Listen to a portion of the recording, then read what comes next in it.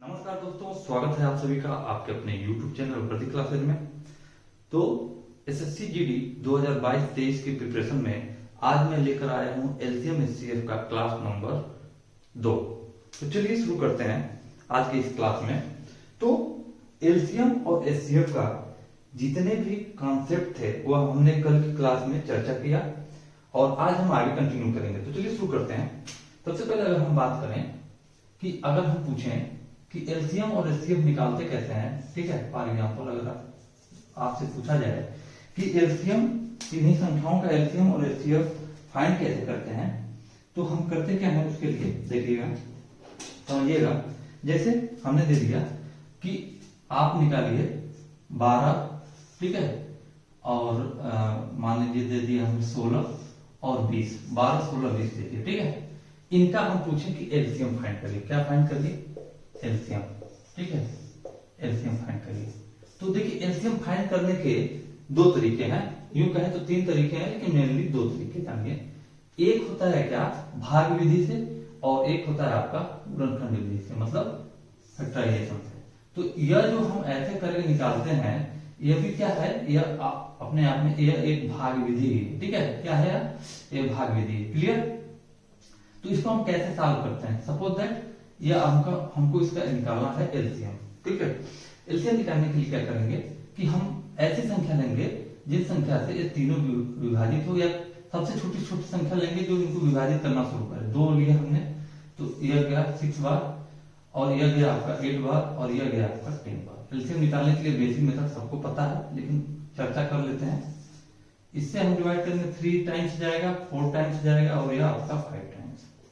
आगे देखेंगे तो आगे हम देखते हैं यहाँ से 3, 2 और यहाँ पे 5। अभी भी 2 का काम है, तो यह हो जाएगा 3, 1, 5। अब किसका काम होगा? 3 का, ठीक है। 1, 1 हम तब तक लेंगे कि जब तक सारी संख्याएं क्या हो जाए, रिमाइंडर यानी नीचे आपका 1, 1, 1 न बचे। क्लियर? तो हम यहाँ लेंगे अब 5 से 1, 1, 1। तो अगर हम बात करें एलसीएम की, तो एलसीएम क्या हो जाएगा हमारा, यही क्या होगा, इनका जो गुणनफल है ये हमारा एलसीएम हो जाएगा। इनका हम कर लेंगे आपस में गुणा, ये हमारा हो जाएगा एलसीएम। फॉर एग्जांपल अब हम गुणा करेंगे तो 2 × 2 4, 2 दूना 4 हो गया। फिर 4 में 2 का गुणा करेंगे 8 हो जाएगा, 8 में 2 का गुणा करेंगे 16, और 16 में 3 का गुणा करेंगे तो कितना हो जाएगा? 48, और 48 में जब 5 का गुणा करेंगे तो 15 × 40, 0 हाथ में 4, और 5 × 20, 4 24, 240। तो अगर हम बात करें एलसीएम की, तो एलसीएम का कितना हो जाएगा? 240, ठीक है। चलिए यह हो गया आपका एलसीएम। क्लियर? यह हो गया। उसके बाद हम बात करें, एक होता है यह आपका एलसीएम का भाग विधि। हम किस विधि से निकाले हैं? यह है आपका भाग विधि। एलसीएम तो निकाले हैं, लेकिन मेथड कौन सा है? यह आपका भाग विधि। चलिए अगर हम बात करें किससे? गुणनखंड विधि से। तो गुणनखंड विधि से कैसे निकालेंगे? अगर हमको निकालना फैक्टराइजेशन मेथड से निकालना है गुणनखंड विधि से, तो गुणनखंड विधि से एलसीएम कैसे निकालते हैं? तो देखिए संख्याएं कौन कौन सी है? 12 है, 16 है, 20 है। हम क्या करेंगे? 12, 16 और 20 को लिख लेंगे। अब इनके हम अभाज्य गुणनखंडों में तोड़ देंगे, ठीक है। अब देखिए 12 को हम लिख सकते हैं 2 × 2 × 3, 12 हो गया, ठीक है। 2 भी अभाज्य, 3 भी अभाज्य। हमने क्या किया? इनको अभाज्य खंडों में तोड़ दिया। 16 को लेंगे तो 16 को लिख सकते हैं 2 × 2 × 2, ठीक है, × 2, 16 हो गया। 20 की बात करें तो 2 × 2 × 5 हो गया। अब देखिए इसमें कैसे निकालते हैं? हमको निकालना है एलसीएम। कैसे फाइंड करेंगे? तो एलसीएम कैसे फाइंड करेंगे? हम जब फैक्टर कर लेते हैं उसमें, उसके बाद हम देखते हैं कि कॉमन क्या है। जो कॉमन होता है उनको एक बार लिख लेते हैं। फिर यह कॉमन मिल रहा है, सब में है, इनको भी लिख लिया। अब देखेंगे हम क्या 3 कहीं और है? नहीं है, तो इस 3 को भी लिखेंगे। बाकी जितना शेष बचता है, कॉमन रहे या ना रहे, उसको भी लिखेंगे। यह भी बच रहा है, इसको भी लिखेंगे, ठीक है। यह भी बच रहा है, इसको भी लिखेंगे। क्लियर? बात समझ आए?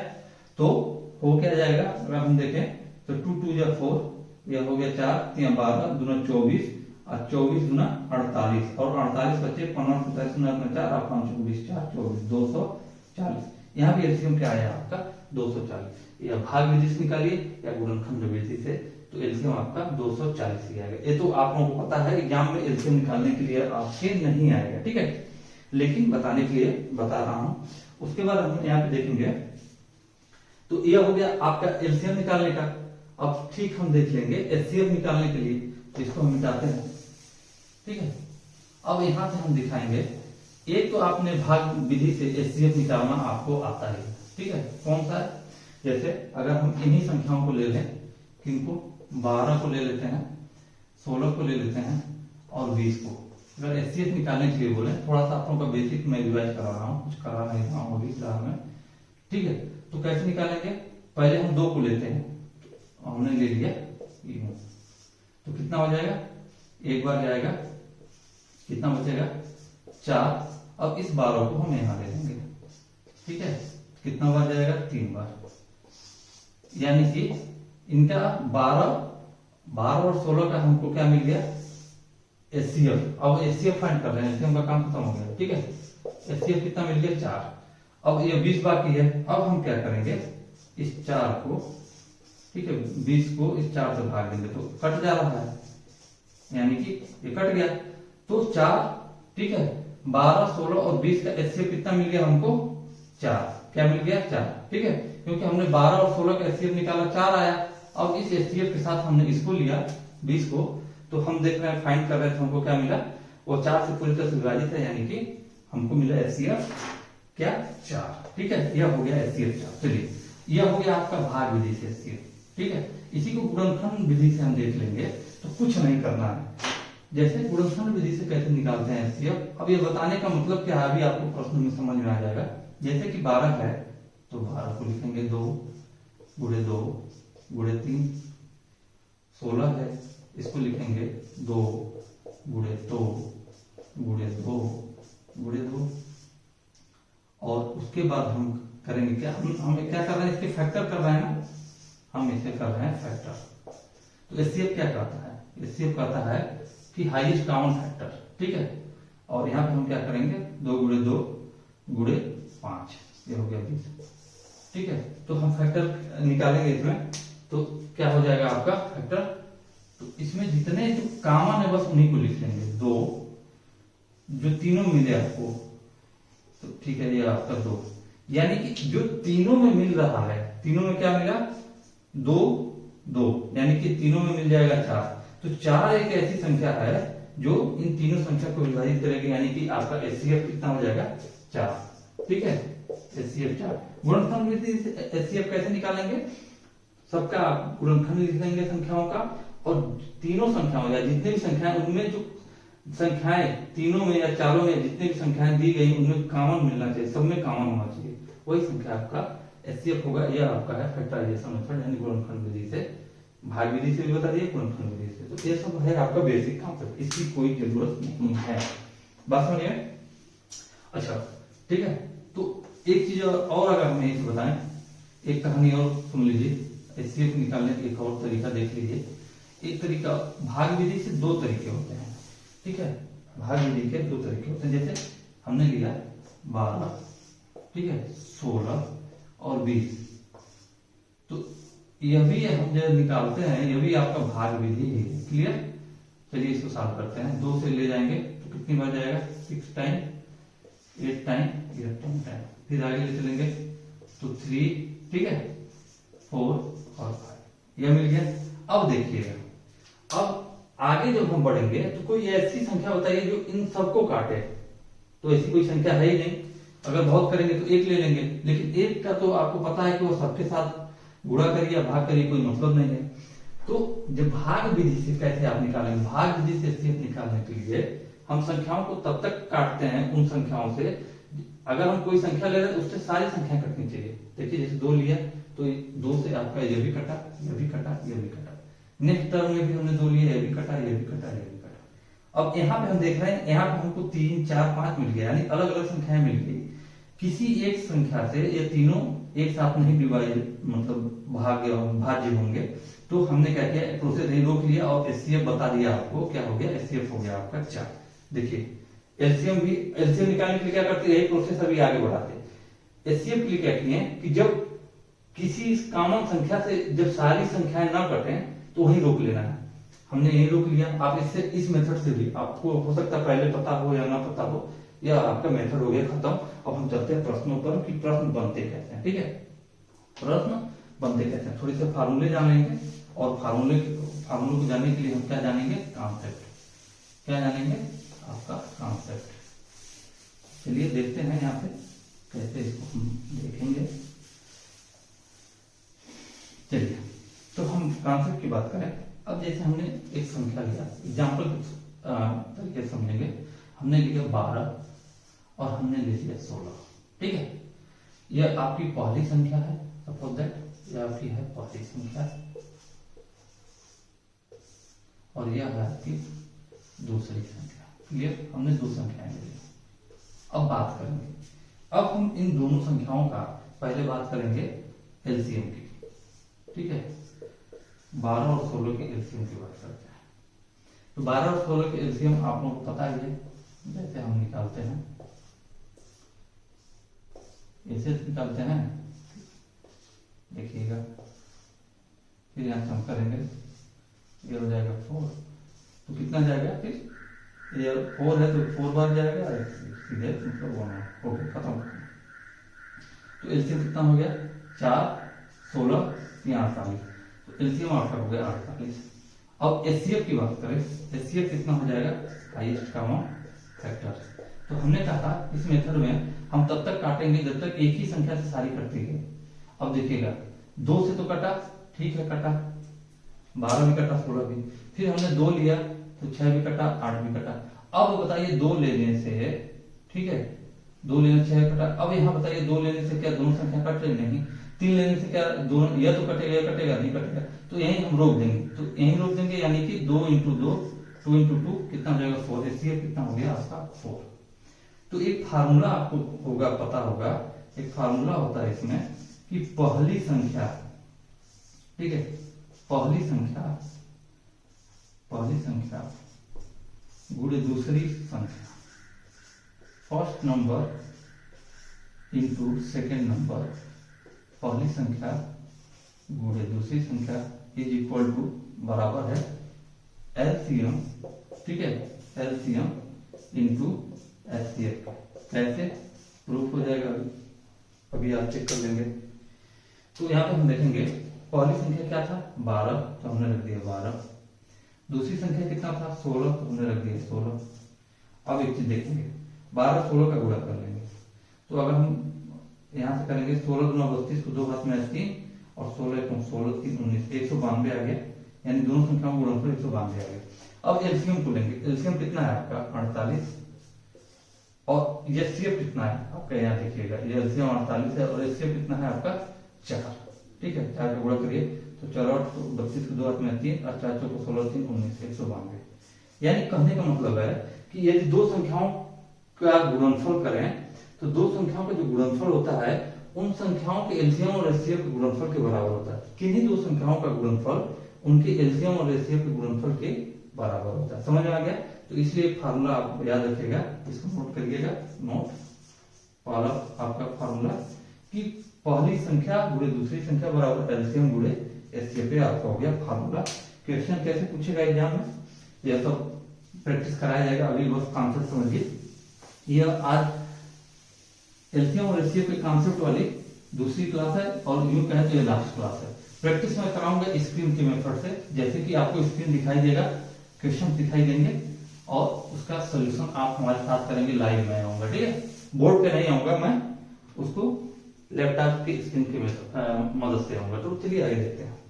एक चीज ये हो गया, कॉन्सेप्ट ध्यान रखिएगा, क्वेश्चन कैसे बनेंगे वो मैं आपको दिखाऊंगा। तो आगे हम बात करें, अगला कॉन्सेप्ट आता है आपका नेक्स्ट, वो आएगा आपका भिन्न के ऊपर। ठीक है, ठीक है। तो उसमें पूछेगा जैसे कोई फैक्टर दे दिया, भिन्न दे दिया है, तो अगर भिन्नों का एलसीएम पूछे, ठीक है, भिन्न जो है, भिन्नों का जो एलसीएम निकालने के लिए बात करें उसके लिए फार्मूला क्या होता है वो ध्यान रखिएगा। अगर भिन्न का एलसीएम पूछे, अब जैसे सपोज दैट एक चीज इसको समझिएगा, हमने लिखा x अपॉन y यानी x बटे y, तो इसको ऊपर वाले को बोलते हैं अंश और नीचे वाले को बोलते हैं हर। क्लियर? ऊपर वाले को बोलते हैं अंश, नीचे वाले को बोलते हैं हर। ये तो भिन्न है, ये आपका भिन्न है। तो भिन्नों का एलसीएम निकालने के लिए करते क्या है, अंश का ले लेंगे एलसीएम, यानी कि ठीक है अंशों का एलसीएम। अंशों का एलसीएम मतलब एक ही भिन्न थोड़ी रहेगा, जैसे x बटे y है, a बटे b है, ठीक है, m बटे n है, इनका पूछ दे का एलसीएम निकालिए। ठीक है, तो क्या करेंगे, जो x a m है यानी अंश जो है उनका हम क्या लेंगे एलसीएम, अंशों का एलसीएम, ठीक है, डिवाइडेड बाई। अब देखिए नीचे क्या बचा, यह हर बचा, ये y है, b है, n है, क्या है, हर है। तो हरों का क्या लेते हैं हम, एचसीएफ लेते हैं, उल्टा टेस्ट करते हैं। अगर एलसीएम पूछा है तो अंश का एलसीएम ले लेंगे, हर का एचसीएफ ले लेंगे। अगर एचसीएफ पूछा है तो अंश का एचसीएफ लेंगे और हर का एलसीएम ले लेंगे, बस इतना याद रखना है। ठीक है, तो हरों का आप निकालेंगे एचसीएफ। क्लियर? एचसीएफ सारी प्रैक्टिस कराई जाएगी आप लोगों को। ठीक है, चलिए आगे हम समझेंगे। अब बात करता है कि भिन्नों का, ठीक है, आपको भिन्न दे दे दो या दो से अधिक और पूछ दे भिन्नों का एचसीएफ। ठीक है, एचसीएफ क्या होगा, तो भिन्नों का एचसीएफ निकालने के लिए क्या करेंगे, जो अंश है, ठीक है, क्या करेंगे, अंशों का अब ले लेंगे एचसीएफ। जब एचसीएफ पूछे तो ऊपर एचसीएफ ले लीजिए, बटे के हरों का ले लेंगे यहाँ एलसीएम, हरों का एलसीएम, यह आपका है का मतलब। क्लियर? चलिए आगे देखेंगे। चलिए यहाँ पे, ठीक है, तो यह हो गया। सपोज दैट हमने ले लिया यहाँ पे, मान लीजिए 2/3 हमने ले लिया, 4/9, ठीक है, और 5 हमने ले लिया, 5 ले लिया हमने 12। अब पूछ दे इनका कि एलसीएम निकालिए। ठीक है, एलसीएम दे दिया, इनका एलसीएम पूछे। एलसीएम निकालने के लिए हम ऊपर वाले का एलसीएम निकालते हैं। तो 2 और 4, 5 का जब एलसीएम निकालेंगे तो वह आएगा आपका 20। निकाल लीजिएगा, चेक कर लीजिएगा, 2, 4, 5 का एलसीएम आएगा 20। और 3, 9, 12 का अगर एचसीएफ पूछे तो 3, 9, 12 का जो एचसीएफ आएगा वो आएगा आपका 3, क्योंकि 3 ही एक ऐसी संख्या है जो इन तीनों को डिवाइड करेगी। ये भी कटेगा 3 से, ये भी कटेगा और ये भी कटेगा। ठीक है, तो एलसीएम क्या हो जाएगा इसका, 20/3। उसी तरह अगर एचसीएफ पूछ ले कि भिन्न का, जो दिए गए भिन्न का एचसीएफ बताइए, यानी कि हाईएस्ट कॉमन फैक्टर बताइए, क्या करेंगे, जो ऊपर है उनका निकालेंगे एचसीएफ। तो 2, 4 और 5, तो क्या है 2, 4 और 5। अगर हम पूछें कि 2, 4, 5 का एचसीएफ क्या होगा, तो 2 और 4, 5 का एचसीएफ आप निकालेंगे तो 2, 4, 5 का एचसीएफ 1 होगा। क्लियर? क्योंकि कोई भी संख्या ऐसी नहीं है जो इनको काटे। फॉर एग्जांपल अगर हम देखें 2 है, 2 का गुणनखंड करें तो क्या करेंगे, बहुत करेंगे तो 1 × 2 लिख देंगे, यही करेंगे। 4 है, 4 को क्या करेंगे आप, 2 × 2 लिख देंगे, 1 लिख सकते हैं अपनी तरफ से, समझाने के लिए बता रहा हूँ। 1 तो किसी के साथ लगा सकते हैं। और 5 है तो 5 को लिख देंगे, क्या 1 × 5 ही लिखेंगे, और क्या। तो कोई ऐसी संख्या होता है जो तीनों में दिखाई दे रही, कुछ नहीं है, जो कुछ नहीं है तो 1 तो रहेगा तीनों में, इसलिए यहाँ एचसीएफ क्या हो गया आपका 1। एचसीएफ निकालने के लिए आप लोगों को पता ही है, सिखाएगा, तो एचसीएफ आपका 1 हो गया। अब हर का ले लेंगे एलसीएम, देखिए यहाँ पे हर का है एलसीएम, तो 3, 9 और 12 का लेंगे एलसीएम। एलसीएम लेंगे तो क्या हो जाएगा, एलसीएम लेंगे तो हो जाएगा आपका 36। कितना हो जाएगा, 36। कैसे, अब देखिए 3 है, 9 है, 12 है, तो देखिए यहाँ 3 है, यहाँ 2 बार 3 है, 9 है तो इसको 9 को रख लीजिए, और यहाँ भी 1 बार 3 है तो उसको हटा दीजिए। अब यहाँ 3 हटेगा तो 4 बचेगा, तो यहाँ 9 ले लिए हैं, मैक्सिमम 3 तो ले लिए हैं, फिर ये 4 है, 9 चौको 36 निकालने के लिए। और एक और मेथड आप लोगों को मैं सिखाऊंगा, पावर मेथड। तो एचसीएफ कितना हो गया, 1/36, एलसीएम हो गया आपका 20/3। चलिए इसकी प्रैक्टिस भी हो गई और आगे हम बताते हैं। यहीं से प्रैक्टिस बहुत ही अच्छे ढंग से कराएंगे, वो भी लाइव आकर, तो ध्यान रखिएगा आप लोग। तो आगे देखते हैं यहाँ पर। अच्छा, जो रीजनिंग वाले सर हैं अंकुर सर, ठीक है, वो भी सीआरपीएफ के सब इंस्ट्रक्टर हैं, और वो रीजनिंग की 60 वीडियो भी बनाएंगे, मतलब एक नजर में आप जो ट्रिकी रीजनिंग होंगी उसके वो एक एक क्वेश्चन के एक 2-5 मिनट की वीडियो बनाएंगे, और फुल लेंथ का भी वीडियो बनाएंगे। ऐसा नहीं है, वो रीजनिंग का फुल कोर्स पढ़ाएंगे, समझ गए ना, वो पूरा डिटेल में पूरे मेथड के साथ क्वेश्चंस के साथ प्रैक्टिस कराएंगे, सब कुछ कराएंगे। तो वो रीजनिंग का वो लंबा लॉन्ग वीडियो तो बनाएंगे, लेकिन 60 वीडियो साथ साथ में देंगे, जिससे कि बच्चों को थोड़ा सा ये रहे, अट्रैक्शन रहे, कि मतलब जो इंपॉर्टेंट रहेगा उन्हीं का वो 60 ट्रिक से तुरंत बता के वो वीडियो छोटे छोटे बनाएंगे। लेकिन उनका जो कोर्स रहेगा कल से स्टार्ट होगा, डाइस से स्टार्ट करेंगे उसको। चलिए आगे देखते हैं। अब यहाँ पर हम देखेंगे, इतनी चीजें हो गई। अब आप लोगों को कॉन्सेप्ट क्या हमको बताना है, कॉन्सेप्ट समझ लीजिएगा, और आगे हम देखें। अब देखिए, हम पूछे, कभी कभी एग्जाम में आता है तो हमको यह दिक्कत हो जाती है कि हम कैसे पता करें कि एलसीएम पूछ रहा है कहाँ, एचसीएफ कहाँ पूछ रहा है। तो देखिए कैसे कंडीशन होते हैं, एक ही कंडीशन में आपको एचसीएफ निकालना रहता है, बाकी सारी कंडीशन में आपको एलसीएम फाइंड करना रहता है। देखिए एचसीएफ हो गया और यह आपका एलसीएम हो गया, ठीक है। एलसीएम के लिए क्या है, जब पूछे कि छोटी से छोटी संख्या पूछे, क्वेश्चन पूछता है ना, तो छोटी से छोटी संख्या ज्ञात करें जो इन संख्याओं को पूर्णतः विभाजित करेगी। तो जब छोटी से छोटी संख्या पूछे तो वहां पे क्या निकालना है, एलसीएम। छोटी से छोटी संख्या पूछे, छोटी से छोटी संख्या, ये जब पूछे तो वह एलसीएम, वह जो प्रश्न रहेगा वो एलसीएम के अंतर्गत आएगा। समझने के लिए बता रहा हूँ, ठीक है, डायरेक्ट। नंबर 2 और क्या पूछे, जब घंटी वाला प्रश्न पूछता है, ठीक है, तो जो घंटियों वाले प्रश्न होते हैं वो भी किसके होते हैं, आपके एलसीएम के। घंटियों वाले प्रश्न,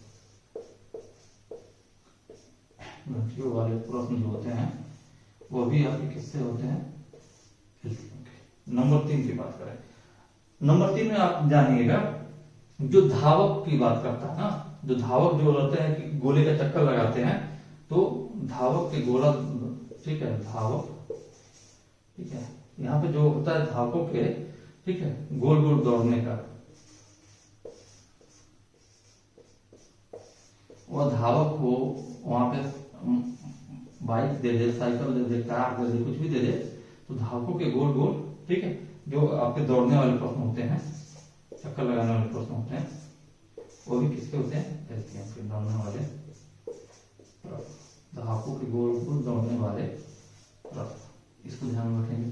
और एलसीएम में क्या पूछा जाता है, और एलसीएम में पूछा जाता है कि जो विशेष अंकों की छोटी छोटी संख्या या बड़ी से बड़ी संख्या, ठीक है, पूछे जैसे 3 अंकों की छोटी छोटी संख्या, या 3 अंकों की सबसे बड़ी से बड़ी संख्या, 5 अंकों की सबसे छोटी संख्या, या 6 अंकों की सबसे बड़ी संख्या, जो संख्या निम्न संख्याओं से पूर्णतः विभाज्य है। तो जब ये छोटी छोटी या बड़ी से बड़ी विशेष संख्याओं का पूछता है, ठीक है, तो वो भी किसमें आता है, वो भी आता है आपका एलसीएम में। यानी कि विशेष अंकों वाली, जैसे 3 अंकों वाली या 5 अंकों, कुछ भी बोल दे, विशेष अंकों वाली छोटी से छोटी,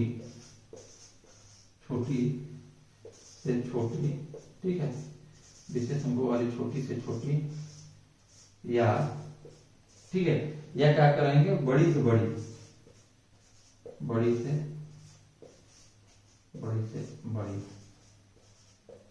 संख्या जब पूछे,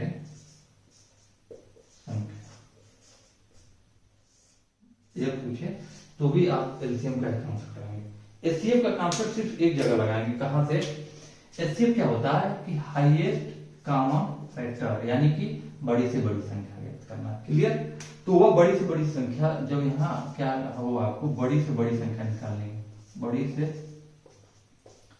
बड़ी संख्या, ठीक है, ये कॉन्सेप्ट है, प्रश्न कराएंगे, सारा कॉन्सेप्ट क्लियर रहेगा, बड़ी से बड़ी संख्या ज्ञात करने वाला प्रश्न।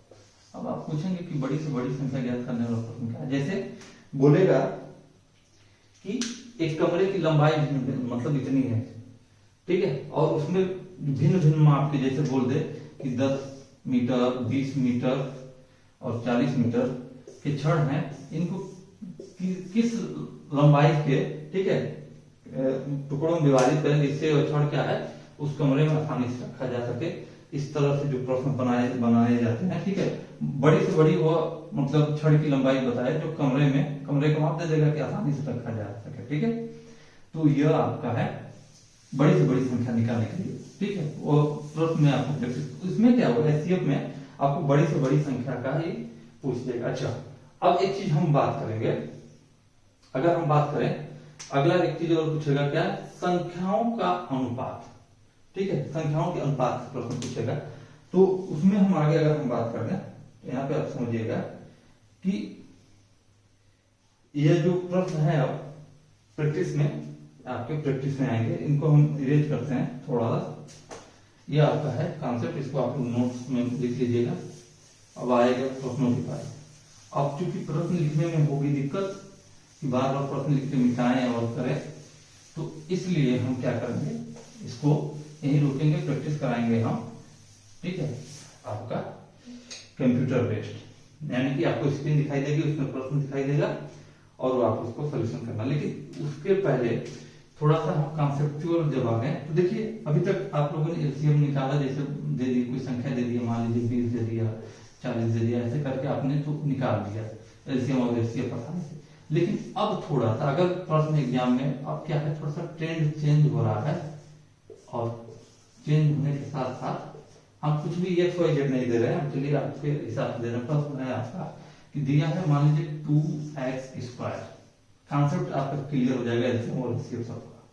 और दे दिया हमने मान लीजिए 6xy³ और हमने दे दिया यहाँ पर 8, ठीक है, 8 आपका 8x² y/4। क्या दिया हमने, यह एक संख्या हो गई, यह दूसरी संख्या हो गई, तीसरी संख्या। अब पूछे इनका कि आप एचसीएफ निकालिए, एचसीएफ हाईएस्ट कॉमन फैक्टर, तो कैसे निकालेंगे। आपको गुणनखंड विधि सिखाया हमने, गुणनखंड विधि 2x² का जब गुणनखंड करेंगे तो क्या लिखेंगे इसको, 2x² को क्या x इंटू एक्स नहीं लिख सकते हैं, क्योंकि गुणनखंड करना भाई छोटा करना है।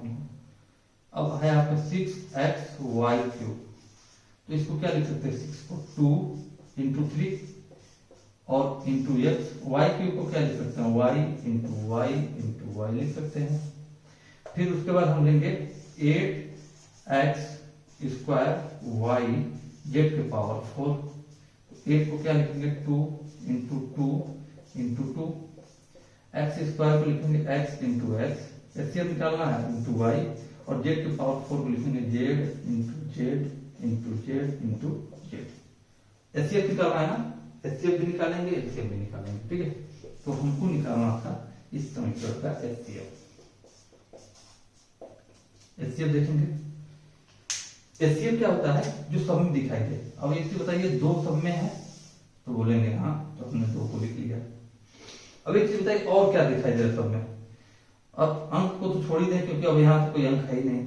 अब यक्स को देखेंगे, यक्स यहाँ भी है, यक्स यहाँ भी है, यक्स यहाँ भी है, तो हमको मिल जाएगा यक्स, ठीक। अब आगे देखेंगे, यक्स यहाँ है लेकिन यहाँ नहीं है, कोई मतलब नहीं है, यानी कि अब ऐसी कोई भी संख्या नहीं है, मतलब कोई भी लेटर नहीं है जो तीनों में दिखाई दे। क्यों, क्योंकि अब एक ही लेटर यहाँ बचा हुआ है जो कि तीनों में है नहीं, तो अब आगे कुछ देखेंगे ही नहीं, खत्म। तो जो एचसीएफ होगा वो होगा आपका 2x। कॉन्सेप्ट समझ लीजिएगा, 2x ऐसी संख्या जो सब में मिलेगी। यहाँ आपको 2x मिल जा रहा है, यहाँ पे 2x मिल जा रहा है, यहाँ 2 मिल ही जा रहा है, x मिल ही जा रहा है, तो 2x ऐसी संख्या जो सब में मिलेगी।